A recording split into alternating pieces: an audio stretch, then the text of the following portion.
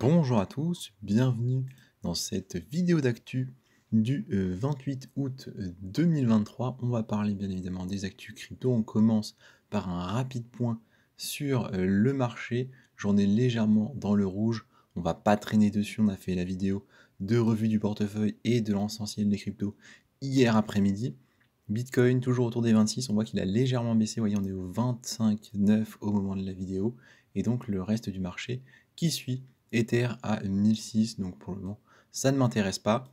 On voit que ça baisse un peu, écoutez, on surveille ça quotidiennement. Et s'il y a des achats, je vous le dirai immédiatement.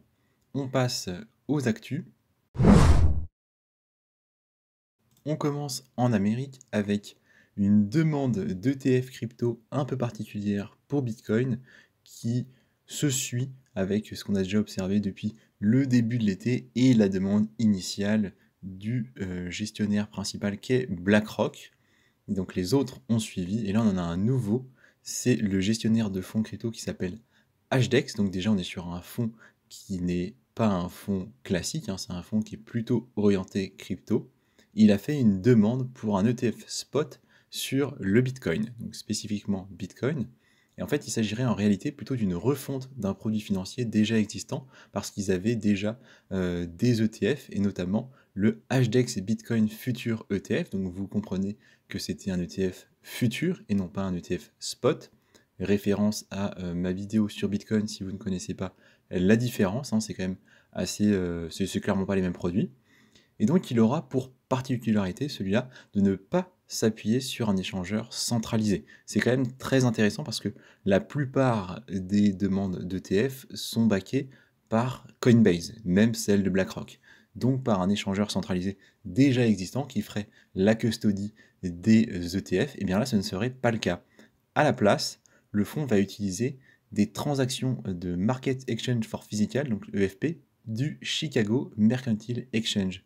Tout ça dans le but d'acquérir et céder du Bitcoin Spot. Donc il ne passerait pas par Coinbase, qui est assez intéressant, qui peut du coup peut-être donner un peu plus envie à la SEC d'autoriser celui-ci parce que justement il va limiter le risque crypto entre guillemets parce qu'il ne va pas se baser sur une entreprise crypto.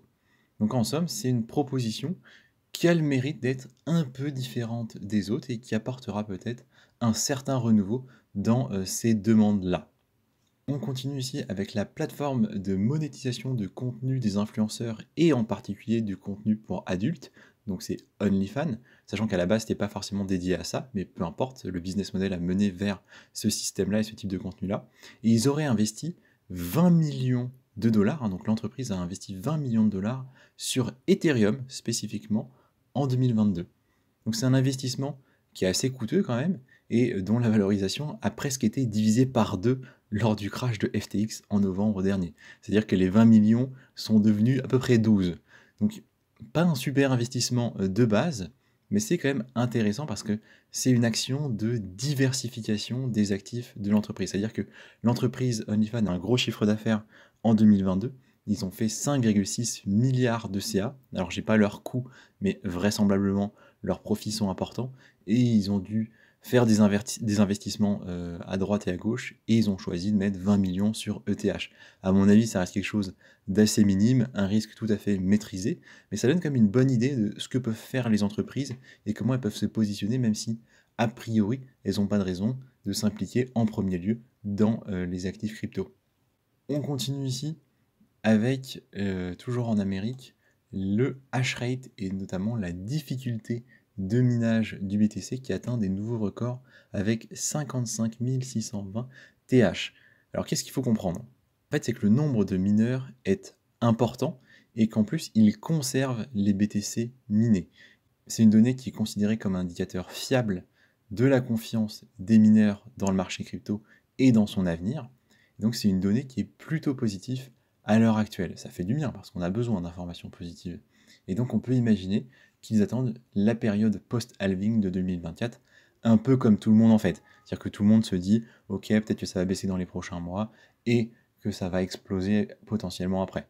Après 2024, au moment du halving, peut-être des élections américaines, peut-être de l'acceptation des ETF Bitcoin, et qu'on peut penser qu'en fait les mineurs sont aussi dans ce scénario-là.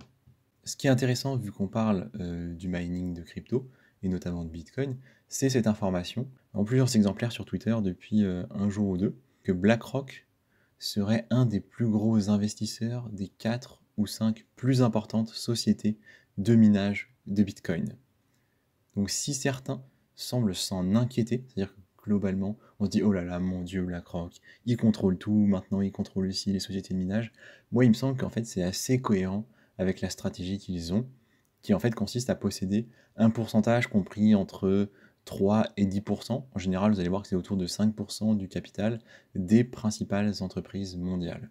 Et donc, BlackRock a un intérêt récent pour le BTC, notamment avec son ETF, mais on peut supposer qu'ils ont déjà investi dans des entreprises orientées crypto, notamment des entreprises de mining, parce qu'elles vont générer un certain revenu, parce qu'elles vont peut-être intéresser leurs clients. N'oublions pas que leur travail, c'est de fournir certains services, certains investissements à leurs clients, certains produits. Donc il faut qu'ils aient en fait ces réserves-là aussi BlackRock, donc c'est assez logique en fait qu'ils aient 4-5% des principales entreprises de mining. Moi je trouve pas que ce soit choquant, je trouve qu'au contraire, c'est assez pertinent vis-à-vis du positionnement qu'ils sont en train d'avoir et des potentielles demandes qu'ils vont recevoir dans les prochaines années.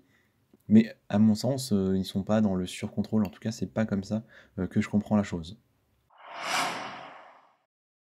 Maintenant, pour finir notre revue d'actu, on va parler bien évidemment de Binance, hein. Ce ne serait pas une revue d'actu si on ne parlait pas de Binance, vu qu'on en parle absolument tous les jours. Donc, malheureusement, ce sont encore de mauvaises nouvelles pour Binance, ou plutôt, en réalité, on va essayer de tempérer un peu ça et dire que ce sont des poursuites de sa stratégie de repli. Tout d'abord, eh bien, conformément aux consignes du gendarme financier local de Belgique, la plateforme de crypto-monnaie Binance a été contrainte de suspendre certaines de ses opérations sur le territoire belge. Donc, en réalité, il s'agit de la mise en application d'une restriction prévue il y a déjà 2 mois. Donc c'est pas vraiment nouveau, c'est juste que ça se met en place maintenant.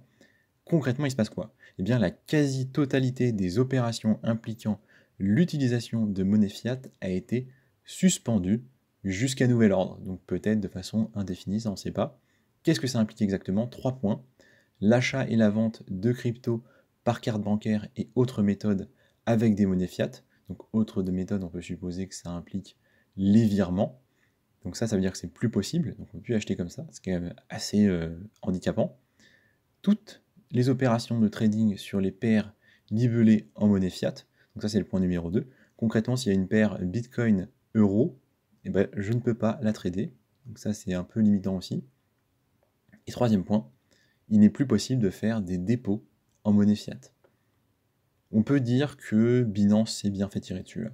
Donc j'imagine que si vous êtes résident belge, vous avez anticipé la chose et que vous avez au moins un échangeur de recours, si ce n'est deux, et que vous allez vraisemblablement quitter la plateforme parce qu'on ne peut plus y faire grand chose en fait. Ce que vous pouvez faire concrètement, c'est du trading crypto pour crypto, par exemple avec une base BTC. Par contre, vous ne pouvez plus envoyer de liquidité dessus, c'est un peu compliqué. Et en revanche, vous devez être capable de retirer. J'ai pas vu de date limite là-dessus.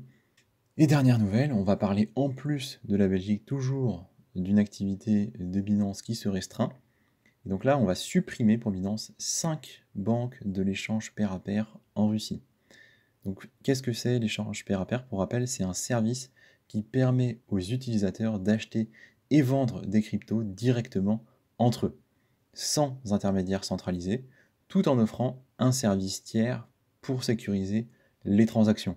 Donc sur le papier, c'est vraiment sympa, et dans des pays avec des restrictions sur les activités financières, ça peut être utile.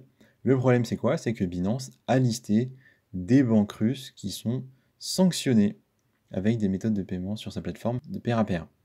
Donc parmi les institutions figuraient notamment Tinkoff et Rosebank, des banques qui font l'objet de sanctions internationales. Et donc là, c'est clairement un problème. Binance ne peut pas se permettre ça. C'est pas forcément un retrait total de Russie. D'ailleurs, il n'y a que 5 banques qui sont concernées et non pas toutes, pas même les plus importantes d'ailleurs. C'est plus un alignement avec la réglementation. Donc effectivement, le titre peut faire un peu peur, mais là pour le coup, c'est juste cohérent et c'est juste normal. N'importe quelle entreprise se serait retrouvée dans cette situation-là. Le souci, c'est évidemment que Binance a essayé un peu de cacher certaines informations, de magouiller un peu à certains moments parce que ça a un peu donné scandale. Donc j'espère que ça ira pas trop loin pour eux. En même temps, là, ils ont un peu déconné. Donc voilà, ça conclut notre vidéo d'aujourd'hui. Merci de m'avoir écouté. Je vous dis à demain pour une prochaine vidéo d'actu.